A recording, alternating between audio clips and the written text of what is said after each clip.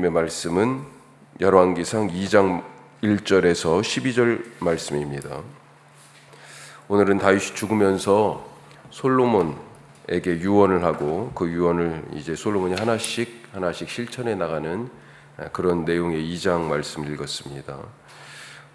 그 실천에 대한 부분은 오늘 읽은 말씀 다음 13절부터 이제 구체적으로 하나씩 나오는데, 오늘 다윗의 이 유언의 말씀을 가지고 같이 말씀을 더 생각해 보겠습니다. 첫 번째로, 하나님은 영원하시다. 하나님은 영원하시죠. 우리가 이 마땅한 사실을 다시 한번 마음판에 새길 수 있길 바라요. 땅에 있는 것 중에 영원한 것은 아무것도 없습니다. 살아있는 것은 병들고 그리고 결국 죽기 마련이고, 물건이나 건물이나 이 자연 세계도 마찬가지죠. 다 닳고 부서지고 그리고 무너지게 되어 있습니다. 왜 그렇습니까? 시간에 매여 있기 때문에 그렇죠. 시간. 모든 존재들이 이 시간이라는 흐름 속에 있고, 흘러가는 이 시간 속에서 바위가 구멍이 뚫리고 산도 무너지고 견고하게 쌓았던 성도 내려앉고 결국은 소멸하게 되는 것입니다. 과학에서도 얘기하잖아요. 우리는 태초에 하나님이 천지를 창조하셨다 이렇게 하지만 과학자들은 빅뱅이라고 얘기하죠. 자, 하여튼 어떻게 표현을 하든지 그건 과학적 관점이니까. 그런데 시작이 있는데 끝에 대해서도 그렇죠. 결국은 시작과 끝을 뭔가를 전망을 해요. 자, 한 시대를 주름잡던 다윗은 그러면 이 인생의 끝에 서서 뭐라고 얘기합니까? 2절 말씀을 보니까, 내가 이제 세상 모든 사람이 가는 길로 가게 되었노니. 세상 모든 것이 갈 길, 종착역이 있다는 것입니다. 이것을 아니까 지혜로운 사람이에요. 우둔한 사람은 자신이 시간 속의 존재라는 것을 잊고 사는 사람입니다. 누가복음에서 잘 아는 그 어리석은 사람이 하나 나오죠. 예수님께서 이 사람에 대해서 얘기하는데, 넘치는 재물을 쌓을 곳이 없어서 창고를 더 크게 지을 계획을 가지고 여러 해 쓸 물건을 많이 쌓아 놓았으니까 내 영혼아 편히 쉬고 먹고 즐거워하자, 이렇게 자기 스스로를 위로하고 자기 스스로를 다독거리는 자부심이 가득하죠. 인생에. 그런 부자에 대해서 어리석다 그렇게 말합니다. 왜요? 하나님이 그의 영혼을 그날 밤 가져가시면 그 쌓은 것이 누구의 것이 되겠느냐, 그렇게 묻고 계세요. 우리가 시간 속의 존재라는 것을 알 때 겸손할 수 있습니다. 그것을 모르니까 권력이 천년 만년 갈 것 같고, 그래서 가진 것이 나를 지켜줄 것 같고, 그래서 오만하고 쌓아놓은 그 부유함이 인생을 지켜줄 것 같아서 하나님을 의지하지 않는 그런 교만 속에 살아가는 거죠. 권불 10년 말하지 않습니까? 권력이 아무리 태산같이 높고 강력하게 보일지라도 10년 못 간다는 거고요. 화무 11홍, 그렇죠? 아름다운 꽃도 겨우 열흘. 땅에 속한 것 중에 영원한 것은 없습니다. 시간 속에서 소멸합니다. 소멸하는 존재예요. 그런데 하나님은 어떠세요? 시간 너머에 계신 분입니다. 영원하신 분. 이거 우리의 하나님에 대한 중요한 고백 중에 하나죠. 영원하신 분. 영원하신 분이 우리 속에 있으니 우리는 이 소멸, 이 시간을 거슬러서 살아가고요. 이 소멸을 넘어, 죽음을 넘어 영원하신 하나님의 생명을 소유하고 누리며 살아갈 수 있는 존재죠. 하나님이 영원하시다는 얘기는 바로 우리도 영원을 향해서 가는 존재다. 그분이 우리 가운데 계시기에.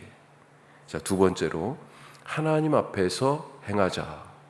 하나님 앞에서 행하자. 그게 우리의 갈 길이다. 자, 다윗은 오늘 아들 이 솔로몬이 왕으로 어떤 길을 가야 할지 유언의 말에 솔로몬이 가야 할 길에 대해서 집중해서 얘기해요. 자, 3절 앞부분 보면 뭐라고 돼 있습니까? 내 하나님 여호와의 명령을 지켜 그 길로 행하여. 그 길, 그리하면 무엇을 하든지 어디를 가든지 형통하게 될 것이다. 또 솔로몬뿐만 아니라 솔로몬의 뒤를 이어서 왕이 될 자손들 어떤 길을 가야 할지도 4절 말씀에 말하고 있죠. 같이 한번 읽어보겠습니다. 여호와께서 내 일에 대하여 말씀하시기를 만일 내 자손들이 그들의 길을 삼가 마음을 다하고 성품을 다하여 진실이 내 앞에서 행하면 이스라엘 왕위에 오를 사람이 내게서 끊어지지 아니하리라 하신 말씀을 확실히 이루게 하시리라. 하나님 그런 약속하셨다는 거잖아요. 다윗이 여호와께서 내 일에 대해서 나에 대해서 말씀하셨는데 그러면서 지금 이 얘기를 쭉 해요. 네 자손들이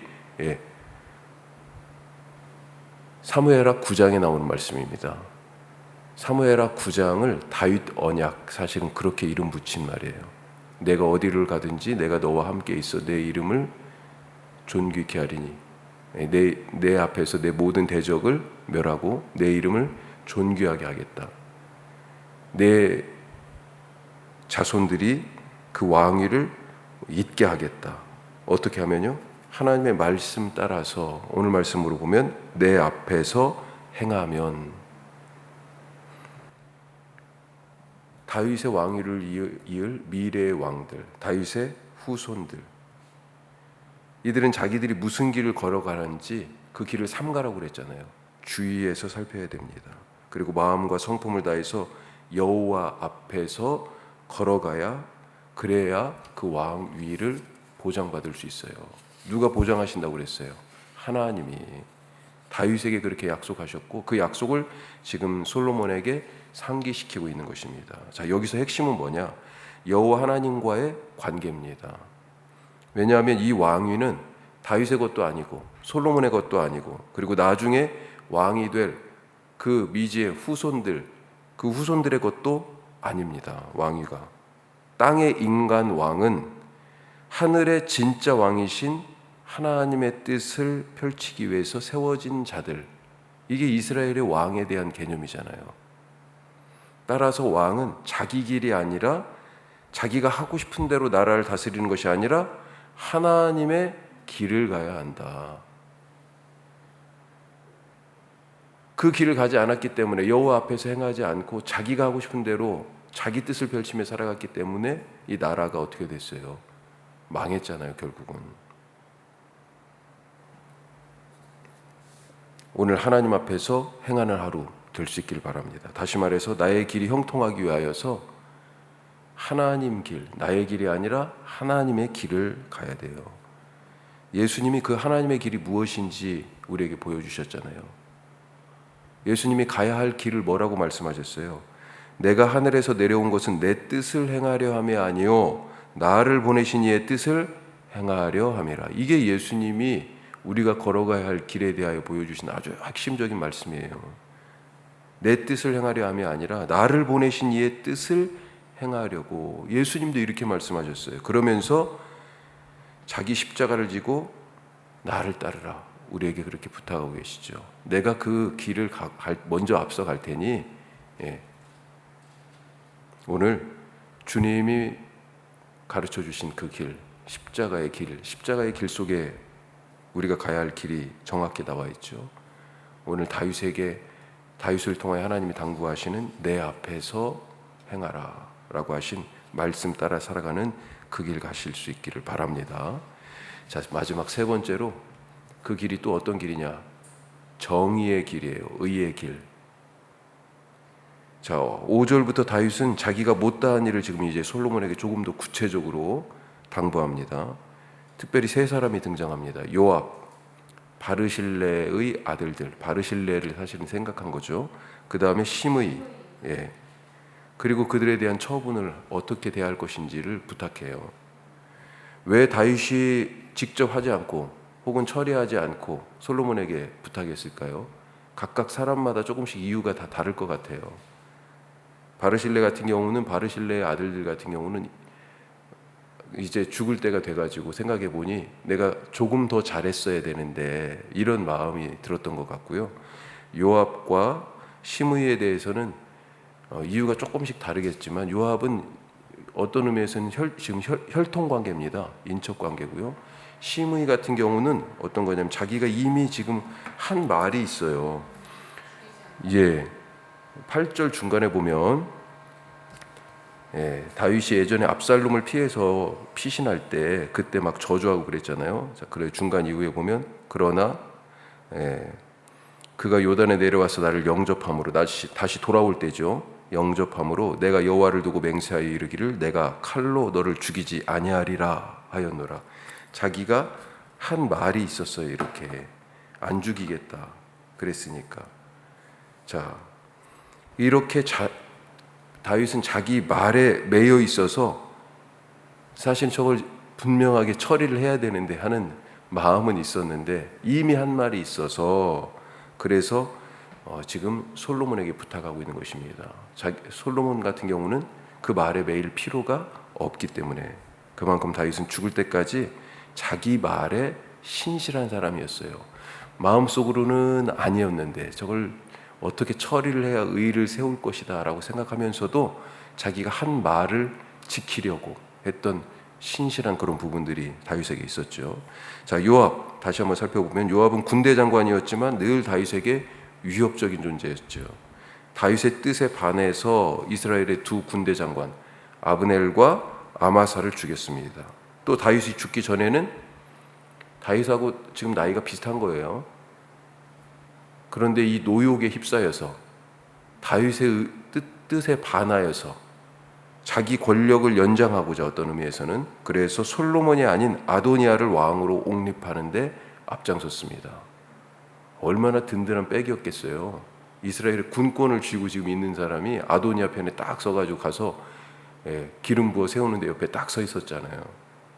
바르실레는 압살롬이 반역할 때 다윗을 도왔고 시므이는 반대로 다윗을 그때 저주했었습니다. 자, 다윗은 이들에 대해서 지혜롭게 처분함으로써 솔로몬에게 정의를 세우도록 부탁합니다. 정의가 세워져야 되죠. 나라가 정의 위에 세워지지 않으면 어떻게 되겠습니까? 지금 나라의 왕의 자리를 넘기는 거예요. 다윗의 이런 유언이 어떤 개인적인 감정 때문입니까? 아닙니다. 왕의 자리가 개인적인 능력으로 얻은 자리가 아니라 하나님께서 부여하신 자리이기 때문에 그래서 하나님의 정의를 세우기 위해 꼭 필요한 과정이다라고 여기고 지금 솔로몬에게 그것을 부탁하고 있는 거죠. 지금 우리가 의의 시대에 살아가고 있습니까? 정의의 시대가 지금 정의의 시대에 우리가 살고 있어요? 권력자는 자기의 정의가 아니라 하나님의 정의를 세워야 돼요. 그런 나라가 될 수 있도록 우리가 기도할 수 있기를 오늘 바랍니다. 기도하겠습니다. 마지막 말씀, 개인적인 감정에 치우쳐서 나라를 다스리고 나라를 부탁한 게 아니죠. 하나님의 정의를 세워달라고 솔로몬에게 부탁하고 있고요. 그리고 그래서 하나님 앞에서 행하라 라고 당부하고 우리가 그것을 더 넓은 신앙의 관점에서 볼 때 우리가 가야 할 길은 예수 그리스도의 십자가의 길, 주님이 보여주신 내 뜻을 행함이 아니라 나 보내신 이의 뜻, 아버지의 뜻을 행하는 그것이 바로 우리가 오늘 행할 길, 가야 할 길인 것을 깨닫고 오늘 주님 말씀 따라 그 길 가게 하옵소서 기도하시고 하나님이 영원하신 것 우리가 다시 한번 기억할 수 있길 바랍니다. 우리는 시간 속에 있지만 영원이신 그분이 우리 안에 계세요. 주님 오늘 그 믿음으로 살게 하시고 그래서 세상에 없어질 말들, 없어질 권세 앞에 움츠러들지 않고 주님 바라보고 당당하게 살아가는 하루 되게 하옵소서 기도하시고 우리 교회가 이제 5주년 향해 왔습니다. 하나님 지난날 감사합니다. 앞으로 더 큰 헌신으로 주님을 기쁘게 하옵소서. 그 지난날에 자기의 몫을 담당했던 사람들이 있어서 지금 눈에 보이지 않지만 그런 분들이 계셨고 알지 못하는 분들이 처음 1년간은 계속 오셔서 기도도 하셨어요. 그랬는데 지금은 이제는 우리가 기도해야 할 때고 우리가 헌신해야 할 때인데 주님 우리에게 그 마음 주셔서 사람이 교회되는 일이 이 혁신도시에서부터 시작되게 하여 주시옵소서. 우리 다 같이 기도하겠습니다.